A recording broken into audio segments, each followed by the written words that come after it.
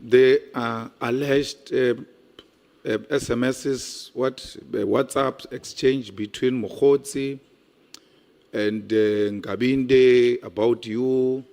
There's an allegation that Matlala bought a table at the ANC dinner, your table. I'll still come to that because the explanation you gave on the table, I don't accept that.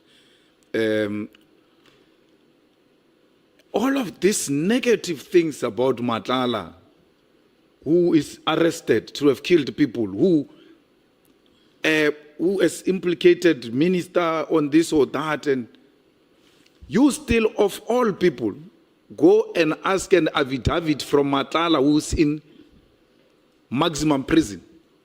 And in answering that question, actually, I just want to quote so I don't make a mistake. I think there was a bit of dishonesty there because you're saying the first answer is until I came in. You never, because you now realize on hindsight it was wrong for you to go and get an affidavit from a character like that. And you say, my legal team took their own initiative to obtain the affidavit. You said the initial, that was your original response. And when I intervened, you then say, no, it was my wish. And agreed to instructing them. So you give two answers on one question, that the lawyers acted on their own, which is unethical, and I point to that if they did that, they will be reported to LPC. There is no lawyer that can listen to you and out of feeling pity, without you giving them instruction, go to maximum prison to get an affidavit from a dangerous man. Then you say, no, I gave them instructions. Despite what is happening in this country about this man, despite what brings us here, because at the center of it is that Matlala takes decisions about this or that. If he's been told that PKTT is being disbanded and all of that, you still want to have something to do with such a person, whereas on an official legal documents, which are going to go before Madlanga, before Parliament, and perhaps ultimately in court. Why would you want to associate with such a character? Worse, if you say you don't know him. Because I was, for instance, associated with Matlala. My wife's surname is Matlala. And it was immediately assumed that I know Matlala. I've never issued a statement. I've never written anything. I don't care what they think. I don't know the chap. But you, because you are lawyers, it's you. You pass all these big fences of maximum prison looking for an affidavit from an unethical man who's in prison. How do you justify that, Minister? Now, let me read this. It will add another dimension. I may have used all those words, but what is actually written down is a straight answer to you.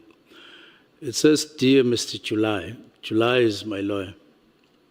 It says, I confirm that I act on behalf of Mr. and Mrs. Matlala, my clients, who have directed that I send this email to you. I understand that you represent the police commissioner, Mr. Mchunu, at the Madlanga Commission. Well, I'm sure I meant police minister.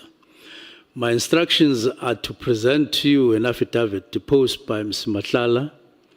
In essence, Ms. Matlala denies any dubious dealings with minister and wishes for what he terms General Mkhonazi's false allegations to be investigated. For that purpose, the following documents are attached to this email. Then I attach those emails. Now, this suggests that even the lawyers never went to maximum prison. There was discussion between the two lawyers. After I had said, we are leaving no stone unturned where there is my name and concerns. Now remember, in the background, on a daily basis, if not on an hourly basis, people write false things about me and my name. And link me to people I'm not linked with or to in anything. And you have to, there won't be any thing coming from heaven that would actually clarify the matter. So anything that is legal, anything that is proper,